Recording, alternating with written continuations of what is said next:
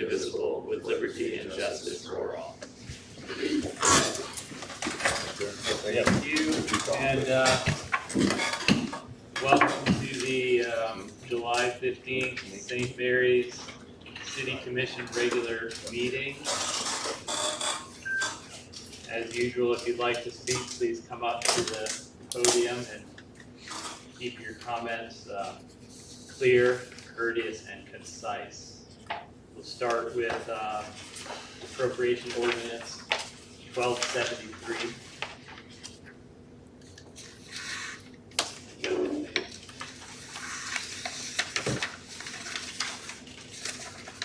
Did you have anything you wanted us to focus on, Maurice, other than that bug spray thing from a maybe not very familiar vendor, Veseris?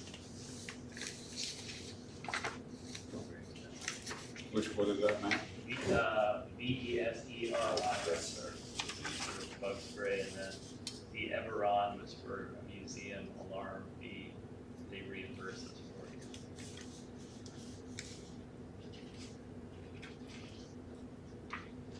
And a lot of payment for fire department personnel this month. I'm not saying Veseris with V as in Victor. VESERIS, $464. yes, such sort of minor. It's 2119. Okay.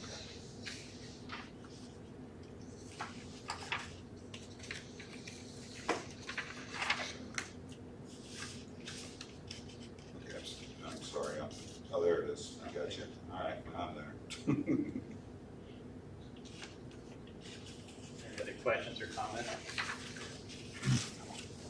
And I'd entertain a motion to approve the ordinance. Mr. Mayor, so moved.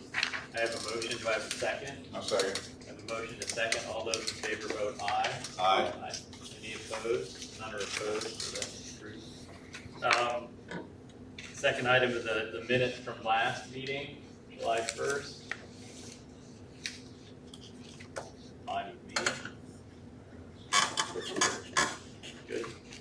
Good, Prince. Yep, so those are approved. And do we have any, you mentioned earlier, Maurice, we might have some additional, we have a note See here. if anybody's out here that wants to be added to the agenda. Who's that? Ask if there's anybody here that wants to be Yeah, added to so the agenda. is there any, do we want to add anything to the agenda tonight? Go ahead.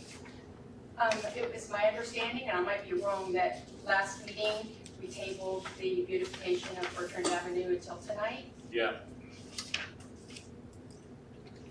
Do you have any additional information on that? A couple extra comments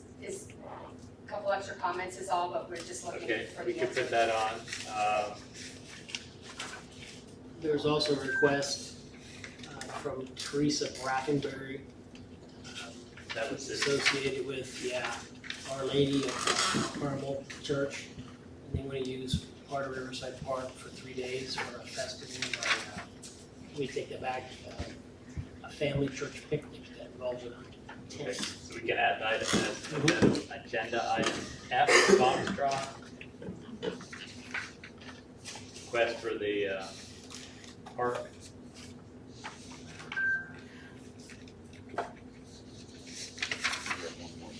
Yeah, Yeah, I was gonna present a concept on group health insurance tonight. group health insurance.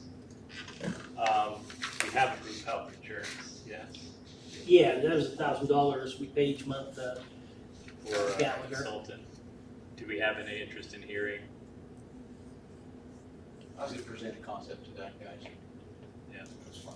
Let's present something. I'll listen. Okay, that's fine. G, item G, group health insurance.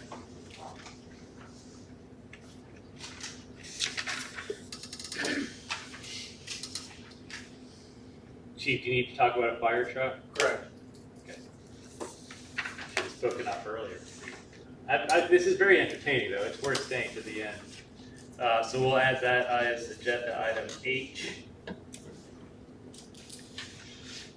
Fire equipment. Anything else? All right. So the first order of business, residential speed study, which I deferred basically to this meeting because they didn't have 5 people here, and I'm noting that, well, we don't have 5 people here. So, I think what we want to talk about is we had the speed study done, and our options are take the recommendations of the speed study, which is Second Street stays at 30 miles an hour and residential areas drop to 20, or leave Second Street at 30 miles an hour and lower the others to 25. I think those are our 2 options. And we were at a 2-2 last time. And I suspect we're 2-2 still, because I'm still in favor of dropping it to 20 for the residential area and leaving it at 30, but we need further discussion on that, or? Mr. Mayor, Nathan Hall sent you an email. That's true, he did send me an email, thank you for reminding me. He said that he's willing to vote yes by 20 by phone. We need to call him on the phone to get this approved. Let me see, I will read that for the benefit of the group. Thank you for that reminder. Nathan says, Mr. Mayor, I've informed Maurice I had a last minute trip come up for work, and so he's gonna miss the meeting. I may be in a position to vote over the phone should a vote become necessary at the time. This is what let's see. While I cannot make a motion or vote via email, if I were present this evening, here is the motion I would like to see made. I move to adopt the recommended changes as noted in the speed study, lowering the residential speed limit to 20 miles per hour. His further comment is, I fail to see the logic behind getting a speed study done to support our efforts to lower the speed limit to 20 and then getting results which validate our efforts and deciding only to lower it to 25. I believe that we agree our current addresses are our streets where we would want to see the speed limit be as low as possible. So feel free to share the contents of this email with the rest of the board, which I have just done. So that's Nathan's position. Does anyone want to, we kind of talked about it last time. I don't know if you wanted to say anything else. Well, the only thing I'd say, do we need a motion, and if so, can we get him on the phone? Yeah, he called me a little bit ago, so what I would suggest is you see if anybody's changed their mind, and if it's 2-2, make a motion, and if it's in the affirmative, Yeah, well, yeah, I'm in favor of lowering them to 20, I am as well. and I don't know if you,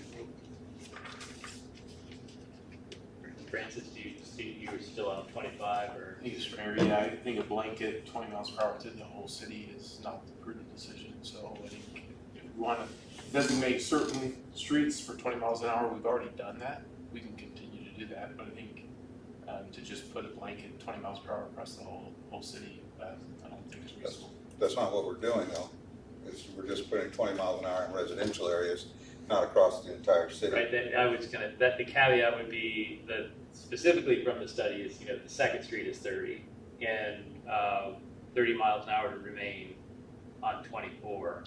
It's unless otherwise posted is the.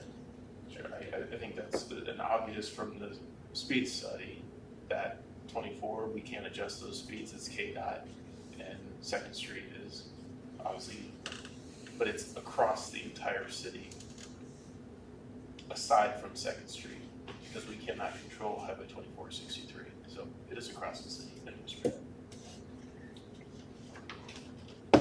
You want a motion? But Chuck, did you wanna? Oh, go ahead, Chuck. I mean, the reason for the 25 is that, according to the study, I know we had asked the engineers to provide the recommendation, but from their study, they said that in the 85th percentile, there's a citywide average of 24 miles an hour.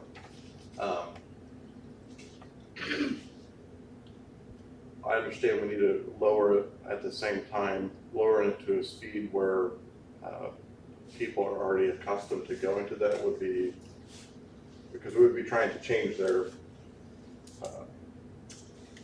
Driving habits? habits, yes, which I don't disagree with, but if we're at 24 right now, keeping it at 25 would make sense to me. Can I respond to that? Sure. I don't know I know they put up the meters around town when they did the speed study. And the only one I can really speak to that I encountered was the one in Lakeview.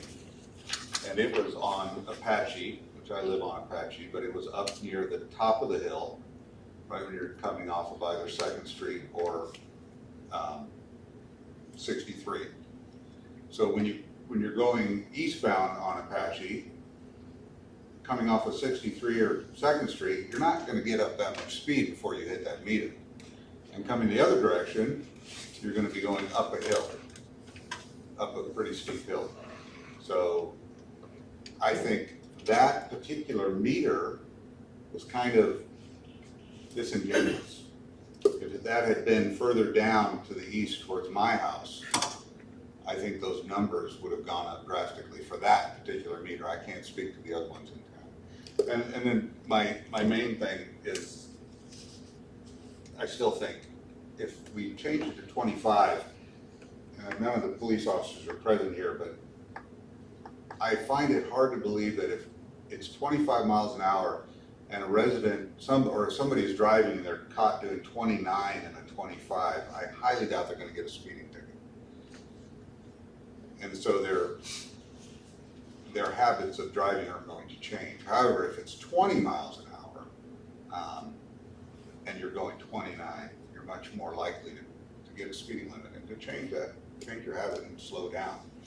I've heard that if, 20 is inconvenient, and I've said the same thing I said last time. I believe I said the last time was, tell that, unfortunately, if we haven't, fortunately, nothing has happened yet, but we had somebody get killed, be hit by a driver.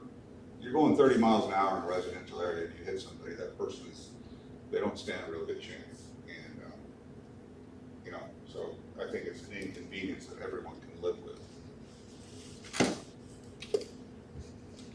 So, if we want to resolve this today, Chief, I guess I'm not really up to date on that, but was there any concern about the pedestrian crossings at all in your study?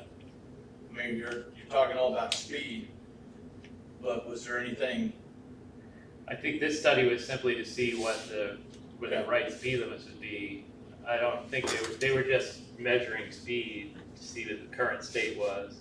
Certainly we were concerned about that, and I know that the study we're doing down on 2nd Street is taking into account pedestrian traffic. All right, can we get, I think it's reasonable, we might as well just resolve this tonight rather than deferring it to another meeting, so. What I would suggest is you have somebody make a motion, you call for votes. Okay. If you have 2 in the affirmative to lower to 20, I'll then call Nathan, update him, and he'll say yes, and then we'll be over. All right, well, I would be happy to hear a motion about the speeds for the, Mr. Mayor, I move that we accept the findings of the speed study and lower the speed limit in the city of St. Mary's to 20 miles an hour in residential areas, leaving 2nd Street at 30 miles an hour. I have a motion, do I have a second? Yeah, well, I'll second that motion. So, it looks like we better get Nathan on the phone Well, unless we. I'd call for a vote first. Yeah, well, yes, I have a motion and a second, so I'm gonna call for a vote, so. and you have the ayes? Yay. Aye. Aye, Aye. and any opposed? You voted yes? I'll vote for the 20 mile an hour. Okay, any opposed? No. So the motion passes 3-1. 3-1. Thank you. Thank you. The next item on the agenda is the 2026 budget. I think the critical thing here tonight is simply to follow up on what we had talked about last time of setting the mill levy rate and deciding, confirming that we intend to exceed the revenue neutral rate so that we can have set that, send the certification form. The certification form's in the packet. So the, Page 21 of the handout, the budget in front of you, is what we were discussing at the very last regular meeting. He asked me to match that mill levy, so keep in mind the proposed mill levy is an estimate. The county clerk sets the final mill levy. Because some people protest their property valuations and that changes the assessed valuation. But I did as instructed. The mill levy would be the same and can go down from here, but it can't go up. If that makes sense. So the goal here is to decide if you're gonna exceed the revenue neutral rate, which this would, and if so, direct me to notify your county clerk so it can be sent out in the mailer or notification. And also it's a public hearing for the revenue neutral rate hearing on September 2nd, and then the budget hearing in September 2nd. They're separate hearings. So. Any comment on that? Not on that, I do have a couple comments on just the budget overall, Mr. Mayor, but, okay, so, last meeting, we talked a lot about towards the end, and I apologize because I was fighting a terrible headache at the time. We were talking about capital improvements in these different areas, electrical, sewer, water.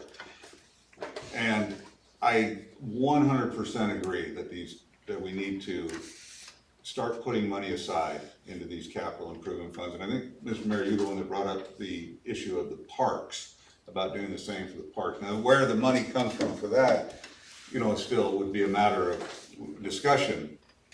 But I think it's equally important to do that as well. But I think when we're talking about these sewer funds, sewer issues that we're having, water issues, like any of these, that we need to seriously look at raising these rates going forward in order to start building those capital improvement funds. So 5 years down the road, 10 years down the road, we have enough in there to do the projects that we know are going to need to be done. And so I didn't say that last time. I wanted to get that on the record. I think it was a very good idea. I don't remember exactly how it was brought up, but I think it's a good idea, and I think it's something we need to pursue. Did you want to comment on that? Because we did talk about, we'll review that mid-year, look at those rates. I did a quick comparison when the change to the mill levy was minor to keep it at what it is. It was going to be 24 point something. It only brings in a total of an additional $19,000 by way of, which is fine. That sort of is in the neighborhood of what we were thinking of trying to set aside annually for the capital improvement for parks. So, but we're going to look at that and think about transferring, because we have some things up in the air right now, trying to finalize the payments for the insurance. But I think it's a good idea. So that we are going to review rates mid-year. We talked about to work on those other things. My bigger concern are roads and parks, because we have to get that. So, any further discussion on, we don't need a motion to do the revenue neutral rate, or do you need for it to? If there's no more comment, I mean, basically, we're looking for consensus for me to submit this to the county clerk, that you intend to exceed the revenue neutral rate. Doesn't mean you have to, but if you're going to. So we click yes. I put in the proposed mill levy of 25.103. It matches last year's actual. And I put in the ad valorem amount of $648,538. This would set a public hearing for September 2nd at 7 o'clock for the revenue neutral one. And then you open that one, you do whatever you do, you close that one, and then you do the budget one. And that's all this would do. The numbers here can go down as far as mill levy and all that sort of stuff, but it can't go up from this point on if this is what you decide. So. Okay, I agree with that. I would like to do that. Do we have a consensus? Yes, I agree. Good. So we have a consensus on that. Thank you. Good work as always, Maurice, on the budget. The next item is Palmer Road electrical line relocation. So the city agreed to split the cost of the bridge, but assumed the total cost for the easement and the relocation of utilities.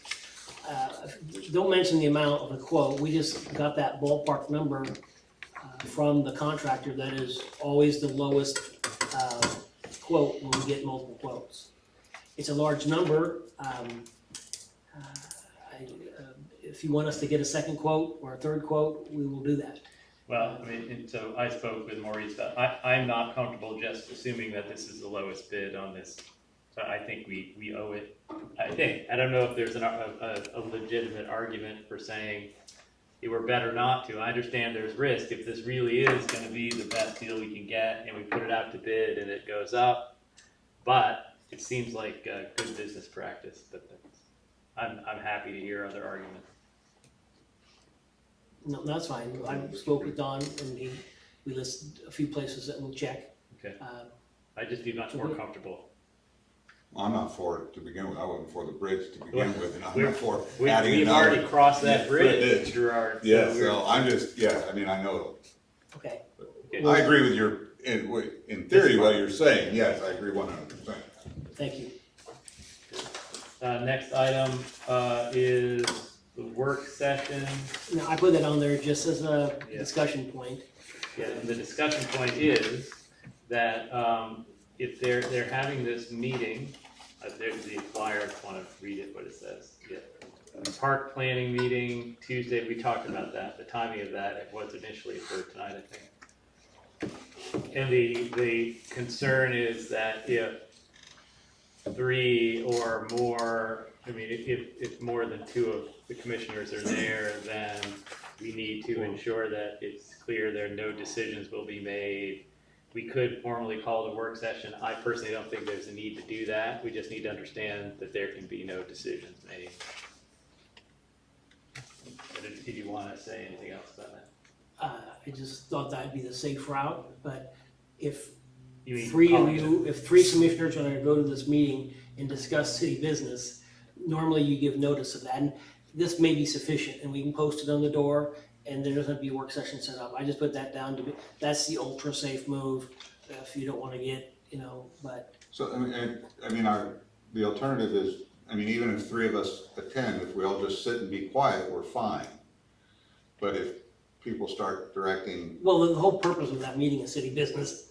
I agree, no, I But- agree, I think, But I don't think we should get too worked over it. I think you've made it clear. I think announcing there may be a majority of a quorum at this park planning meeting and that no action will be taken by this board will be sufficient. But I just wanted to did the give you that city option. attorney weigh in on it? Well, he thinks it should be a meeting of some sort, and that's what came up with the work session, but I think that's what he has to say. He can't say, don't have a meeting. I'll say, you're fine, because it's announced at this meeting, it's on the YouTube. It's been talked about for a while. Okay, so I'll just say it again. There's a meeting coming up. There may be 3 commissioners there. There will be no decisions made at By that, this There you board. go. by this board. Thank you. All right, we have the additional items. Beautification of Main Street, continuing that discussion. You want to talk about flowers?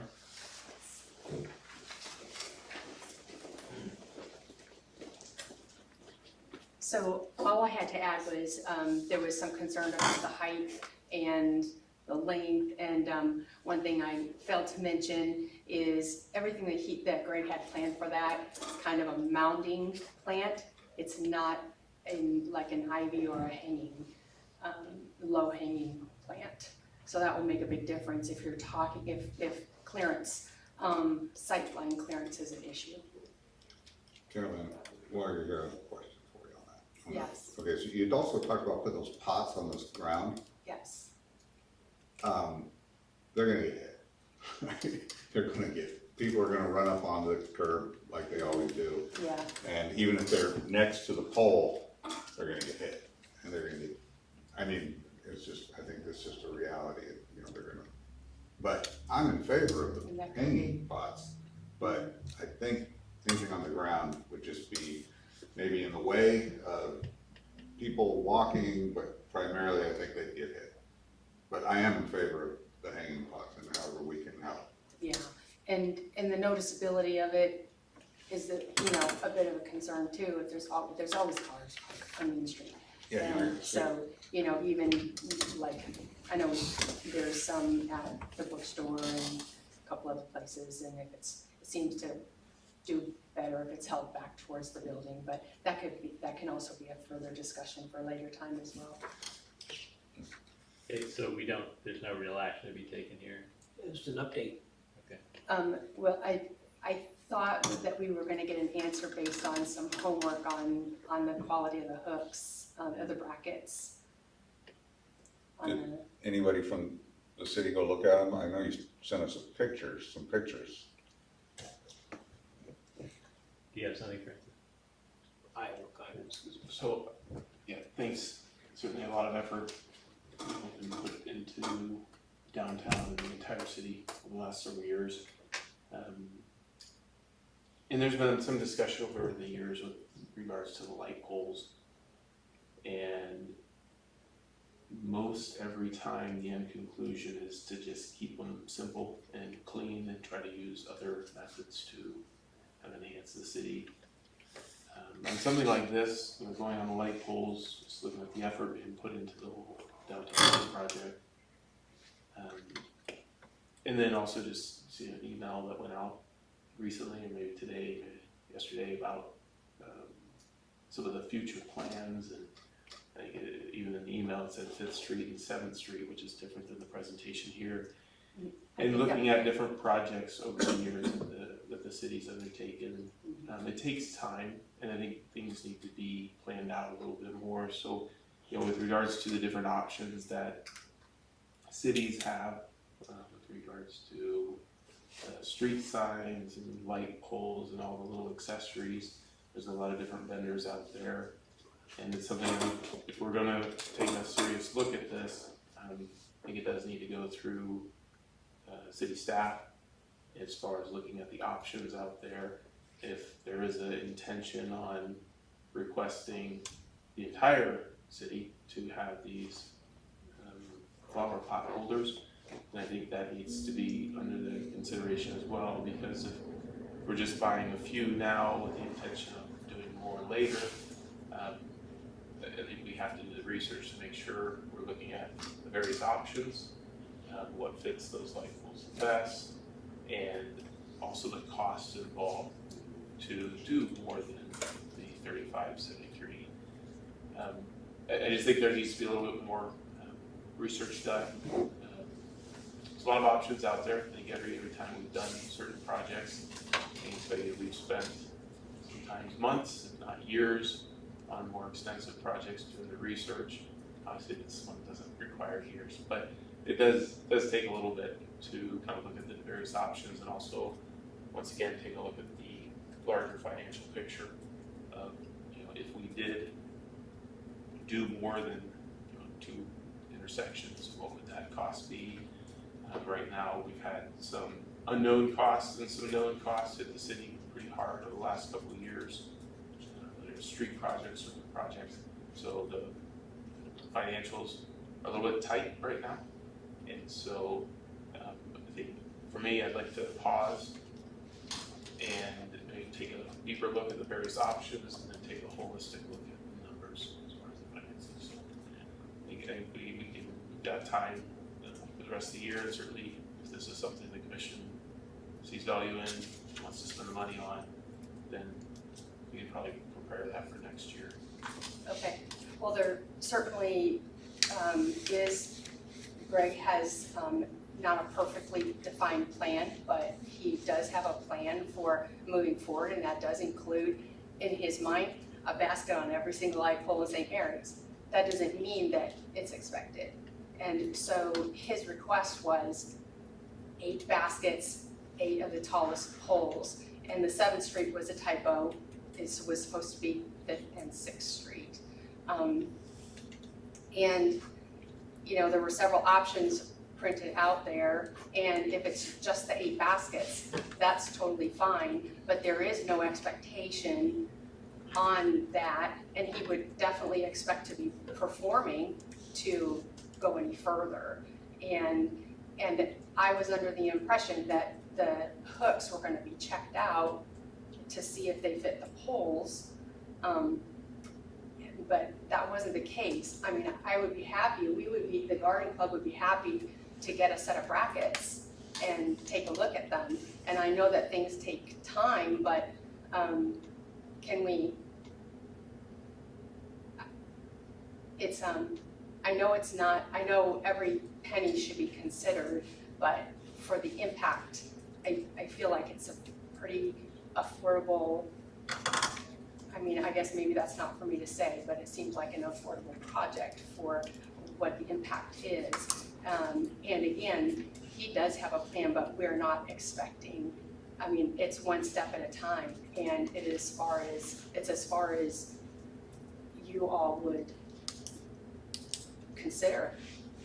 So, I share your, I thought it was gonna be looked at as well. I thought the brackets were gonna be looked at by city staff, tested, whatever. That didn't happen.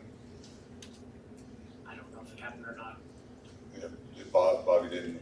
I, In that, I thought last meeting we had decided that Bobby was gonna, somebody from the city was gonna look at them. And I think we should, and we're talking, 4 poles on each side, north and south side of the road, right? Yes. In between 5th and that's 6th. correct, yeah, or on the corners, yes. I'm for it. I think we should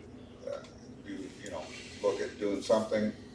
I mean, we've done things with the poles all over town, putting in decorative poles all over town. I think this just adds to that. So I don't understand why it wasn't looked at. If I'm wrong, my impression was incorrect from the last meeting, but I thought somebody from the city staff was going to look at those brackets and see if they would in fact hold the plants and not damage the poles. I'd still like to see that happen if that hasn't happened. Yeah, and I think there's a tieback included in this proposal for that to help keep them from swinging. I would like, look into the brackets for sure. So there was now with certain brackets that were hung up in the city already, different, like it might have been Brady's parking lot, not quite sure. And I think on those particular brackets, they had something which in the past had been kind of discouraged, and those were hose clamps being used, or hose clamp type attachment devices. I've seen cities where there's multiple hose clamps on different light poles. It appears, it's just not, from my perspective, the style that would work well with the light poles. I think there needs to be a little bit more research. Did a little bit of research on various flower pot holders on light poles, and there's a lot of options out there. I think if we're looking at something similar to what's elsewhere, I think we have much better options to look at that would complement the poles better. So it does take a little bit of time, and it's a good thing, right? We're making decisions for the city. It's very rare when an idea comes up and we act on it, and it's typically something that has been thought out for a decent amount of time, and especially when it could go into more steps, and I think it's important to do the research before we approve spending, because if we select one, I think there's better options and we choose a better option, it's just gonna be wasted money. So I think taking a little bit extra time, making sure we understand the big picture, making sure we look at the option, I think that's the first thing. So. And I would like to respect the amount of time that Greg put in searching for the one that he did find. And is it possible that we get that get that bracket in front of you and in a short amount of time? I apologize for the interruption. I'm sorry, what kind of clamp? I couldn't hear you, what you were saying. What kind of clamp is it that is put up? hose clamps. Hose? Like H-O-S-E? Hose? Yeah, that's what he's, could I just, I think the point is, I would rather, I think, please don't push us to make a decision today. I Okay. understand the situation, we Okay. appreciate the work, so don't take this as a negative. No, I won't. I do it, in my mind, this is the same thing we talked about with the park planning. We very much appreciate energy and effort, but I think we prefer to see things happen through this, the city processes, the park commission, city staff. I think that's all we're saying here is, we like it, we want to make sure that we make a good decision, and it's not going to be made tonight, Okay. Sounds good, but thank you. Genuinely, thank you. Yeah, thank you. The next item on the agenda is a request from Teresa Brackenberry. think we all have a copy here. Our Lady of Mount Carmel, interestingly from Kentucky, so I don't know if that, anyway, for a family church picnic. Kelsey, do you know more about this? I mean, I talked to her today. She said that they were all in town for certain things, and that there was a big group of them. They just wanted to go down to the park and have a gathering. Yeah, they want to put up a tent. So what they're looking to do is fine, except they're wanting to know that they're gonna have the use of the park in certain areas of it. And I said, well, that sounds like an event. So I said, put something together through the clerk. So I said, put something together and we'll get in front of you all. It doesn't seem to be a huge issue, but it's nothing I can approve. So, But I know we certainly have events. I was just a little surprised that it's a multiple day, but do we do that? I don't remember one of those before. Usually it's a one day sort of thing. I don't know if that's a problem for anyone, it just, Is it conflicting with anything else? most everything's over with, I guess. So, They just wanna set up a tent, I mean, are they gonna take it down each night, do we know, or is it first come, first served, is that what we're looking at, or? they want to have a tent for a shade that's 20 by 30. I mean, there's an email that's forwarded all out as well. Yeah. And then sorry. I didn't feel there was enough information in that email, so we had them call and get more information, and this is the more information. Well, this is sort of similar to that Custom Woods event. It's just the period. Except it's 3 days Yeah, and that's the only thing that stands out to me is a little bit. But they said about 80 people. I know that what I would be concerned about is if they left that tent down there overnight, each night, if it got damaged, if it got, So you're saying that you might be okay with it if they take the tent? I'm not saying, I'm just, I mean, how do we usually handle these things? We don't, It doesn't come up. That's why it's here. If we had a procedure, we'd have followed it, but this is a little weird. Have you dealt with this before? No, Mr. Mayor, but it seems like a very normal request, and it's a city park, it's public property, we want to have an event down there, tent, it's perfectly fine with me. The weird part was that we've never had anybody put a big tent like this that wasn't like a local business or something like that, and that they're not from here. So, but Does it matter? Do we know exactly where? I mean, it's not conflicting with any event, so I don't suppose it really matters. as long as I understand it's the tent. there's a consensus, and then we'll double check about that. We don't want any liability problems. Real quick on that, I think, Yeah. is that where a lot of the family and relatives do live? Oh, I stand corrected. Make sure. Yeah, there are a lot of crackberries around here. Okay, so there's a consensus to let them do it. Good? Yes. Yeah. I don't see any problem with it. All right, the next item on the agenda, group health insurance. Presentation.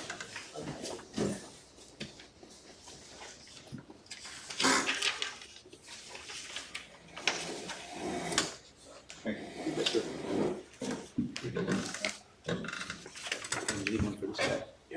Sure. Thank you.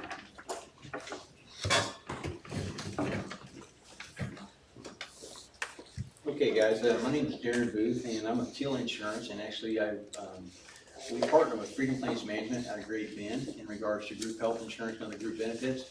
Like 2 years ago, I think I presented to the group. I think that night there was some big thing on the agenda for some library deal, and it was wall-to-wall people. Oh, don't bring that up. And it was a really crazy meeting, so. But anyway, just want to get this in front of you again. So just this first page here, guys, just show you some of the cities and counties that actually are doing the concept I'm going to share with you tonight. And you can see quite a few, there's like 35 counties, there's like 40-some cities on there. In fact, one of the new ones just this year just started was City of Rossville. They started June 1. So quite a bit smaller than you guys, but just pretty close neighbor to you. So you can look at that. The next page just shows you some thumbnail sketch benefits of what Freedom Claims offers. Okay, so this is not everything they do, but on the side of group benefits and things like that, so kind of a thumbnail sketch of what they do. So it kind of gives you an idea there. This next page is just a sample, guys. This is just a sample comparison sheet. It's kind of rough. My printer was kind of messing up on this. But this just shows you a comparison, and we're going to go out there and shop your numbers just like anybody else would, okay, for this particular piece. And you can see across the top, it says the current on the first column there, it says a $1,500 individual deductible and a $3,000 for family. And this is just some sample group, and that's like a cookie cutter plan. It's like $1,500 to $3,000 per family. And that was where they were currently at, and you move over to the next column, it says renewal, and it shows a 13.63% increase. And again, this is just a sample back in 2024. And then it shows the next column age, $6,350 individual, $12,700 for family. That's a high deductible plan, and you can see that came in at 15.09%. That was a negative, which that was a savings there. And then the next one shows a United Healthcare plan underwritten, and it's a cookie cutter plan, a $1,500 individual, $3,000 for family, and it came in at minus 2.63%. And then your last one is another high deductible plan, $6,350, $12,007 at 30.33% on the United Healthcare plan there. So we would give you guys, we would look at the options and put them out there on a comparison page every year, okay? We would do that. Even though, say, if you were Blue Cross Blue Shield or whatever you're with, we'd show all the others just so we do the due diligence for you every year, okay? So we would just take this comparison page, and then we go to this page right here, guys. This is the stapled section here. This is what you call the illustration. And for the sake of the sample, guys, this black band across here, okay, that is the umbrella policy, which is a $6,000 individual, $12,000 per family. So this is just a sample.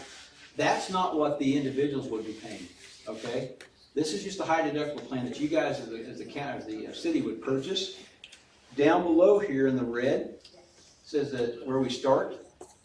You guys with me so far? Mm-hmm. Okay, so we would start here in the red, and we're going to work up on this. I'm just going to methodically work through this here for you. So the blue area is where we would build the employee's plan underneath the high deductible plan. So whatever deductible you have right now for your employees, let's just pretend you have a $1,500 option here, okay? So we just plug in the $1,500. You may have 1,000. We'll put 1,000 there, or you may have multiple options. Well, each option would have its own illustration. So let's pretend, for the sake of the meeting here, you have $1,500 deductible. So the employee goes in there, the hospital, they pay $1,500 deductible, and in this particular breakdown, we had a 50% co-insurance between the employee and the blue, and then that bucket right above here, guys, it says tan color, this one box right here, that's the box that would impact the city, okay? And that's just, in this particular case, it's 50-50, it could be an 80-20, just whatever. This is a 50% co-insurance setup here. So let's say a guy gets in the hospital, they pay the $1,500. They pay the next 50% up to $2,250, and when that blue area, that employee's done. That's their maximum out of pocket, is that $1,500 and the $2,250. So if they stay in the hospital, then they get in this area here above you that impacts you guys at $2,250. And I don't know what your number will be, but this case is $2,250. So I mean, an individual may use part of that, they may use all of it. But if they use all of it, okay, once it gets to here, that's $6,000, because each one of the numbers totals to $6,000. Once it hits that threshold number, it's 100% paid for by Blue Cross Blue Shield or Aetna or United Healthcare, whoever that would be. But in this case, it's Blue Cross Blue Shield. So staying in the blue area, going to the right, we would plug in you guys' the facility copay visits for the doctor. We would just, whatever they are today, we'd plug it in. Your other services, urgent care and emergency rooms, we plug that in. And then to the right, you have prescription drug copays. Whatever they are today, that's what they'd be plugged in at. And you guys, are you with Blue Cross Blue Shield right now? Okay, so Blue Cross Blue Shield, it'd be this, the network would not change. Okay, the network would not change. You still have a Blue Cross Blue Shield plan, but you guys as a city would pay a lot less for this plan. So any questions from this particular page right here? So remember, once it hits $6,000, it's 100% on Blue Cross, I'm okay? sorry, I'm not understanding how we could have the same health care coverage, but it costs less. So I'll show on the next page. Okay. Yep. Somehow that involves you, I'm guessing. That's, At some point. okay. Okay. So right across here on page 2, this particular group has 73 employees. Okay, you guys don't have 73, but we plug in your number. Just pretend you have 73 for the sake of the sample here. So we put 73 employees in there, and there's 160 in the group. So their renewal plan, okay, coming across here, their renewal came in at $87,747.98 a month on a cookie cutter plan, on a $1,500 deductible plan. Okay, whatever you guys' renewal would come in at this year, that's where you start. That's how you're going to fund this thing, is with your renewal. If you have a 20% increase, that's where you start. That's where you're going to fund it. Because if I didn't pop in here, you guys would say, okay, we're just going to go ahead and do what we're doing. We're gonna absorb the 20% and move forward.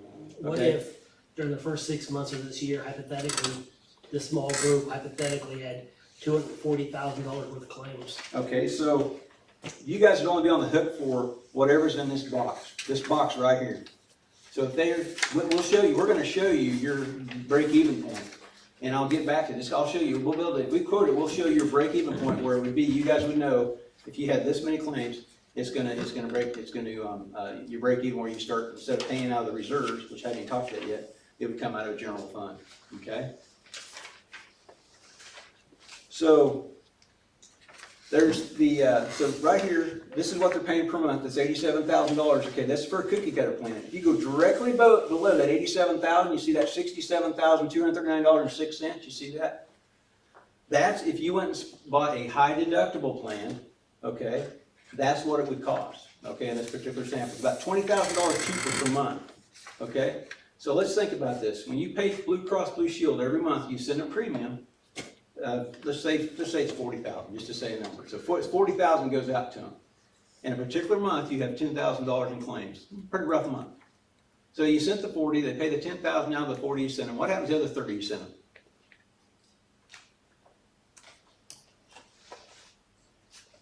You don't get it, okay? It's their money, okay? It just went to Blue Cross. Instead of doing that with this plan, instead of giving it to them, you're gonna take that difference between cost right there and you're gonna put it in your bank account, okay? Now that bank account, you're gonna pay claims and also build reserves. You're just not just gonna give it to them, okay? You're gonna keep it in your bank account. And so we do that, you're gonna pay claims out of that and also build reserves with that, okay? So that's what's happening with that. Down here, there's the administrative fee. What's that? Isn't that similar to what we're doing now? With with the Rose guy because he talked about the commission that we'd be saving because we're not going directly to Blue Cross, we have a health insurance consultant. Mhm. And this is similar to what we're already involved in. Are you buying up to that, like the Bainbridge involved or something like that? Or Baybridge, what are they called? I'm just trying to, do you remember the details on that, Francis? No, I think this is a different, You think it's Yeah, I would different? say it's different, really would. And the claims of 240,000 estimate, that doesn't come into play here? it's where anyway, I'll let the picture. Yeah. Sorry. Oh, So, there's an administrative fee, guys, so per person, there's 73 employees, this is an old number, so it says $47 down here, it's actually $54 per person that would go to Freedom Claims every month, so 54 times your 20, some people you have, 22, 23 people. So that'd be every month, that's this administrative fee every month that would go to Freedom Claims. Also, you're sending a check to, a premium to Blue Cross, the administrative fee to Freedom Claims, and then the percentage of savings down here that shows us 15%, what that is, guys, this piece right here says 15%, that is money that you guys don't even have today. Okay, you've already just given it away every time you pay that premium. Okay, Freedom Claims is gonna help you have that savings. They're gonna do a lot of things behind the scenes in regards to help you have that, but also, there's the reporting and things that goes on there, so they're gonna have some skin in the game on that as well. So they take a 15% after claims are paid, guys, if there's anything left there, and that's only a month bucket, okay, so we only look at it 1 month at a time. If there's any built up of reserves in the previous months, we don't add that in and we multiply that. It's just every month by itself. Because every month, when you look at this box, when it says part 2, 3, and 4, clear over to the right, guys, that $34.31 is the administrative fee, and the $17,000 is what's going in your bank account instead of going to Blue Cross. Okay, and that's what that number, after claims are paid out at $17,000, whatever's left is what we do the percentage of savings on that, okay? So every month you look at that, we'll look at whatever that number is going in your bank account after claims are paid. You get that piece?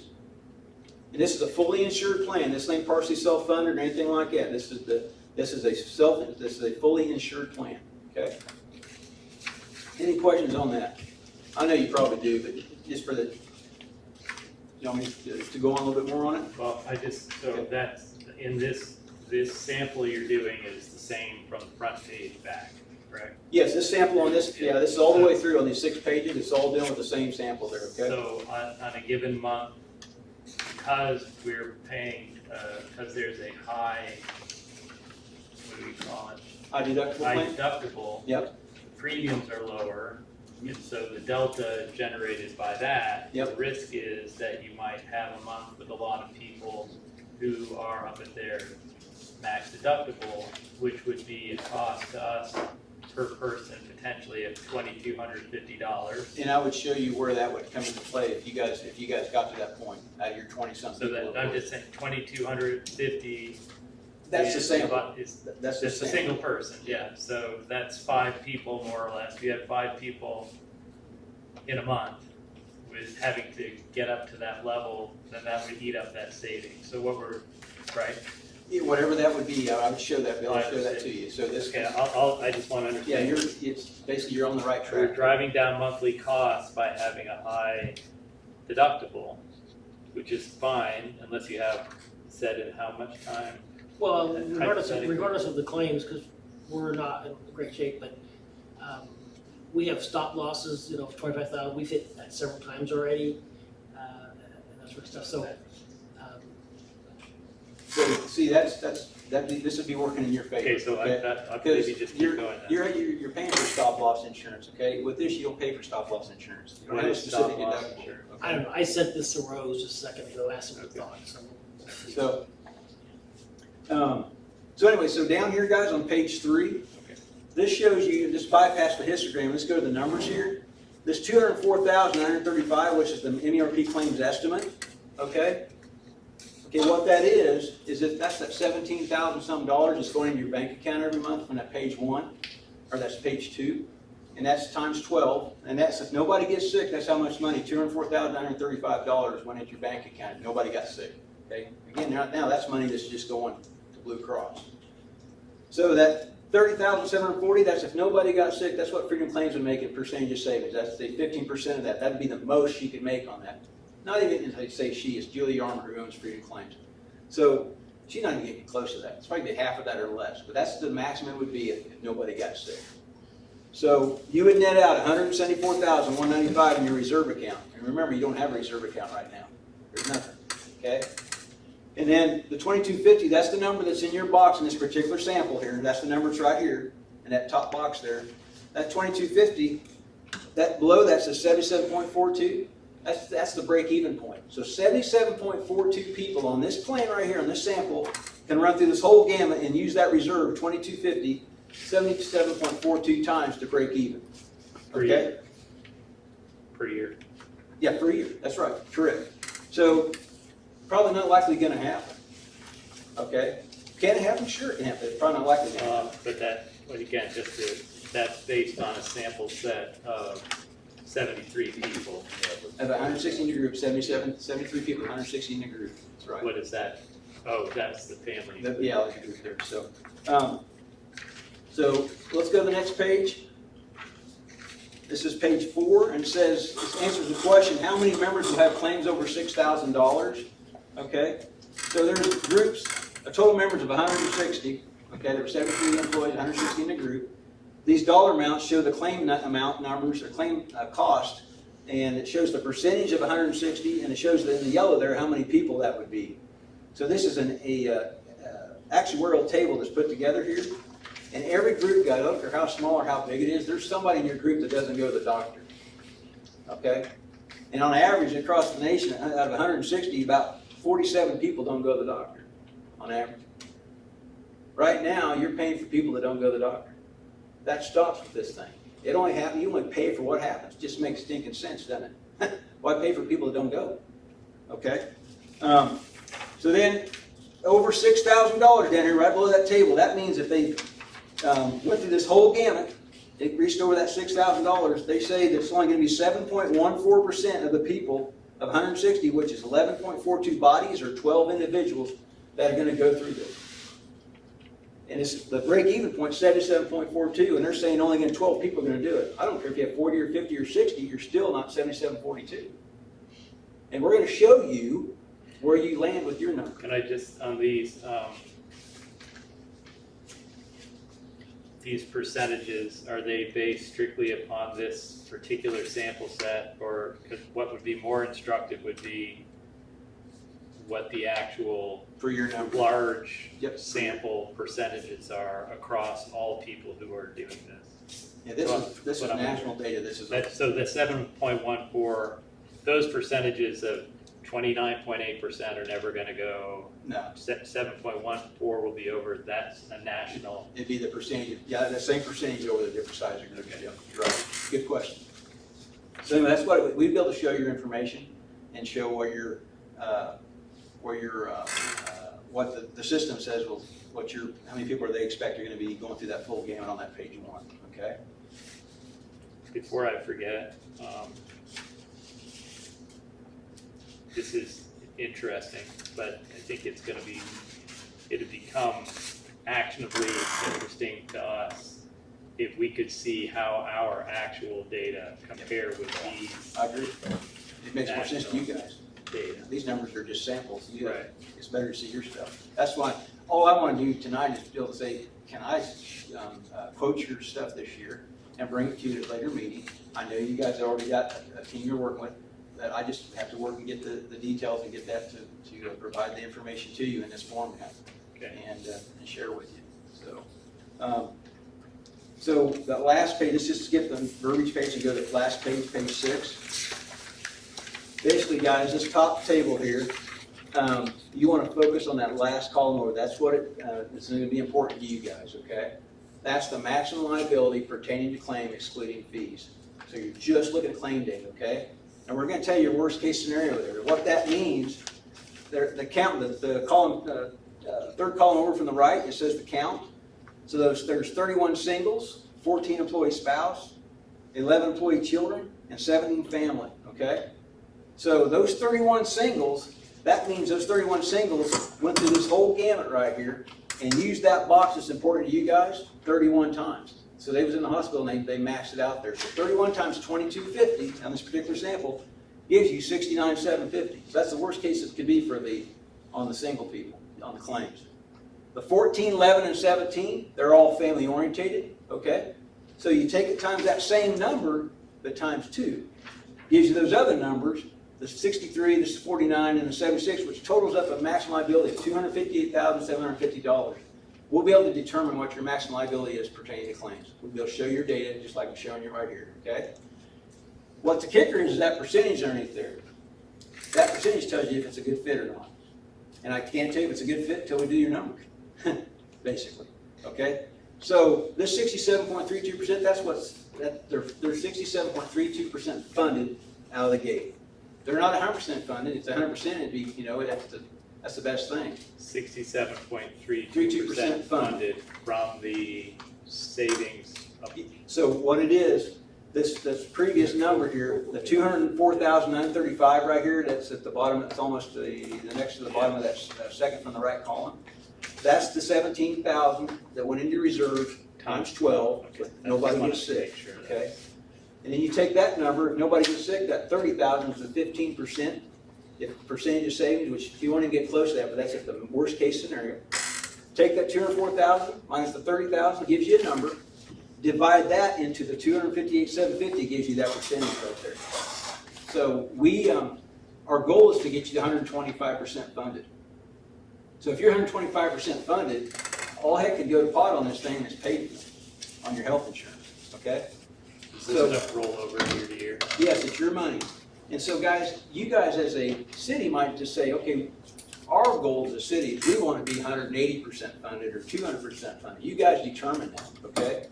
So each year when you guys start building those reserves, this area down here for the employee, this is where you guys can decide on your benefits on them employees.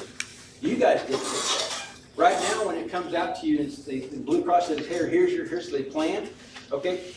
That's what you got outside, just give it to you in the box, okay? But now you can look at this and say, this $1,500 deductible here, and you guys start building reserves. You can say that $1,500 deductible, we're gonna take $250 off that for the employee. Well, that $250 come out of their blue box and went, pow, in your box. But you guys can do that now, okay? It gives you flexibility. You're building reserve, you got flexibility to help enhance your benefits. You can say if you get these all set up the way you want them, it's pretty nice benefit set, then what do you do with that money, okay? So you got your benefits. What is this called? It's a medical expense reimbursement program, Okay. MERP. Internal Revenue Code 105. You go sleep read it. So let's say, let's see where I was at here. Okay, so basically, you were thinking, a good question you had a while ago, what's his name? Maurice. The question you had about, somebody up front, they have really, you have enough people that just max it out. Remember, guys, you might have somebody with a heart issue or a cancer issue or whatever may be going on, right now. I mean, you sound like you got some zingers right now on your plan. They're gonna max it out they're gonna use that 2250 or whatever this number is in your box. But once they've hit it, they're done. They don't hit your reserves the rest of the year.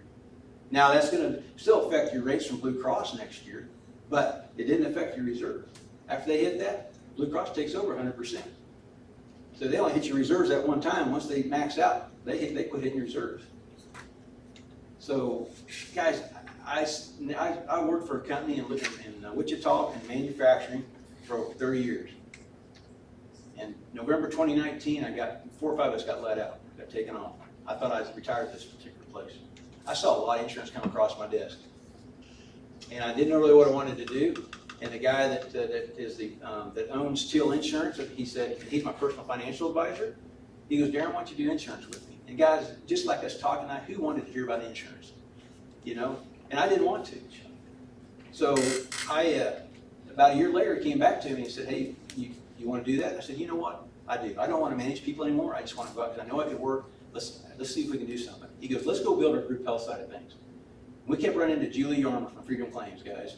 In cities and counties and hospitals and schools and you name it, everywhere.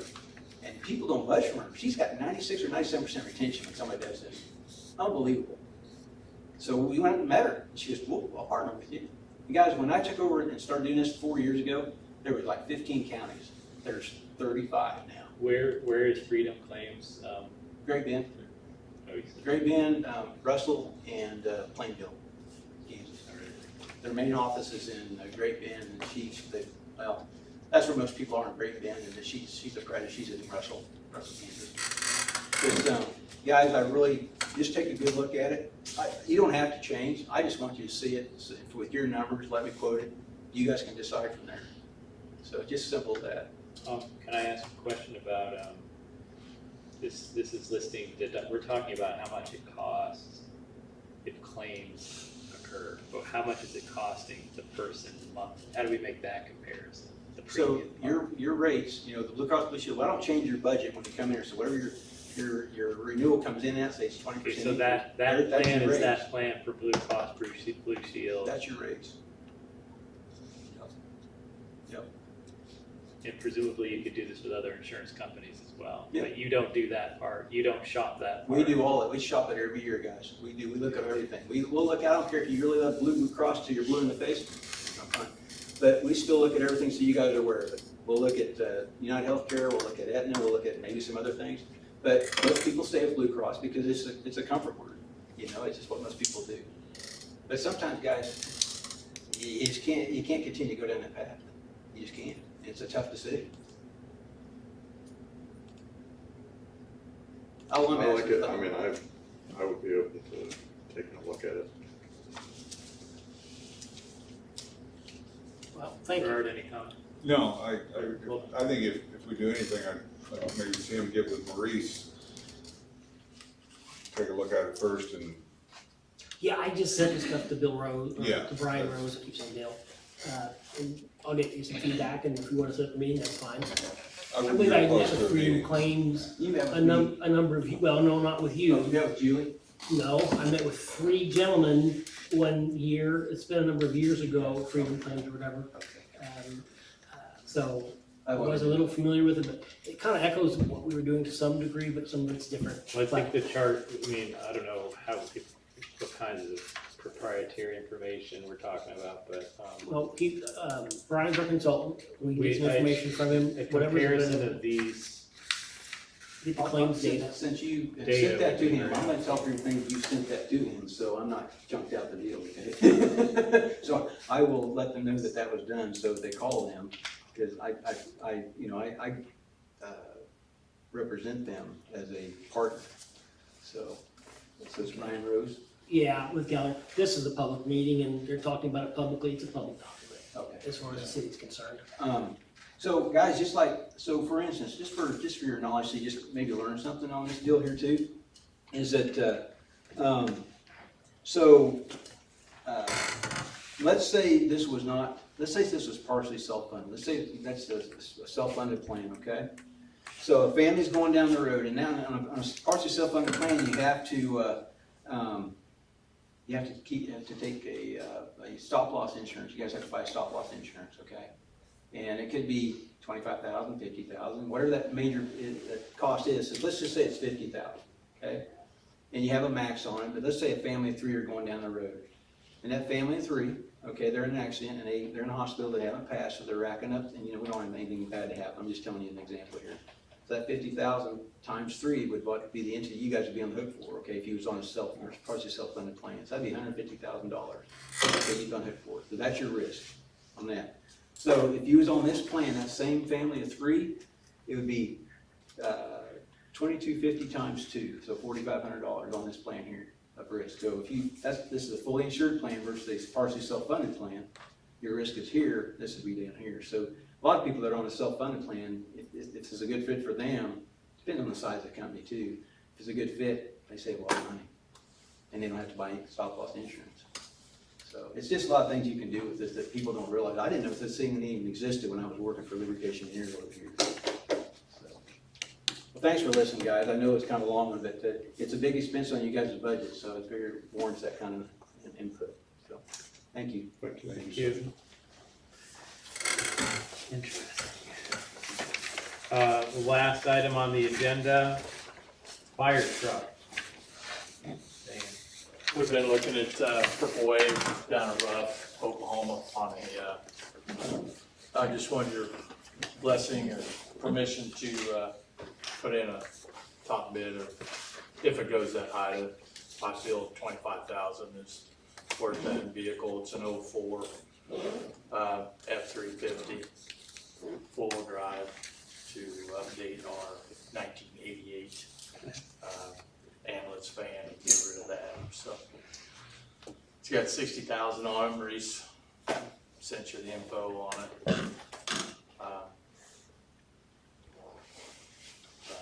Do you think if we try to sell the other one, or what do we do with that? We'd probably push Purple Wave. Yeah. So it'd be maybe some money coming back. But, What does this What was the bring? top bid? Sorry. Oh, no, go ahead, Chuck, I apologize. What did you say the top bid you wanted to do? I'd like to hold out at 25,000. If it goes over that, then let it go. But and it may be cheaper than that. It's sitting at 9,300 right now, something like that. But like Purple Wave items do, then they won't move till the 22nd. So, but it's still a 20-year-old truck, vehicle, but it steps up for us for where we're at. 2 or 3 calls a year with it. It's a little more mobile as far as the drivetrain's concerned. What are the step ups? What are you looking at improvement wise? What does this truck bring that we don't have? It's got a roll-out box in the back, flip down sides, storage, walk-up storage to it, 9-foot box. The drivetrain, you'd never want to take that van off the pavement because it's still going to be a little heavy, but at least it got a little better chance there. Drivetrain was. But,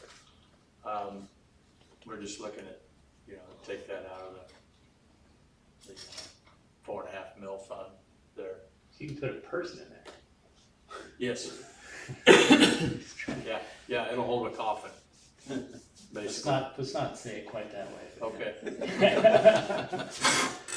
So, yes, it's got a nice pull out to the interesting, back. I called the guy down there and he says, I put some rubber on it.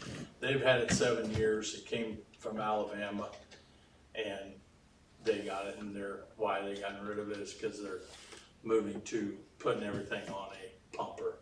Okay, so it's not.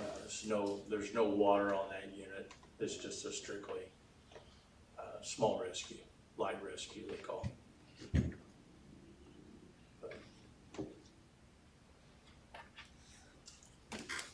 That's all I had. I just wanted to get your permission on that as far as feel the value of it's around 25,000, so it'd be well worth a step up.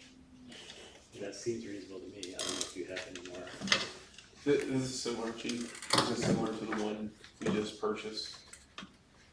Similar. As far as the use, we just purchased one, you bought the chassis somewhere and you paint, another company to finish it out for you. Yeah, this is strictly a rescue unit, no water on it. The other one had water. The other one's a brush unit. Okay. Yeah, brush and grass unit. I'm fine with it. It looks, but it's got the box. Yeah, for a truck. Yes, Okay. please. Okay. See, now they know what your top bid is because you're on YouTube, so let's hope no one's, Right, Making that connection, yeah. all right. we're good? Thank you, Chief. That completes the agenda. Any reports? I would imagine that water project would be coming to an end at the end of the month, because that's the end of the extension for the tax exempt. Yeah, you had some. So we paid $44,384 to them. So that would be $212, $127 left, plus additional, because they did some kind of taps, I can't remember what the Electricom substation project started a couple of years ago, nothing got done last year. We've paid $54,250. We still have $215,750 to pay, and that will likely happen this year. The sewer bond, so the bond attorney and the engineer have discussed the situation, and they were looking to be at the first meeting in August to come lay out the plan for y'all. But Cohen responded that he has a conflict that night, so it might be the second meeting in August.